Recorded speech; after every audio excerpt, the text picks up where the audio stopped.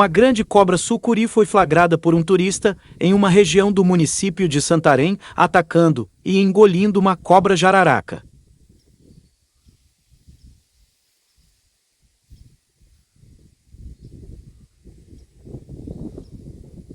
E aí você teria coragem de filmar de pertinho um animal desse tamanho?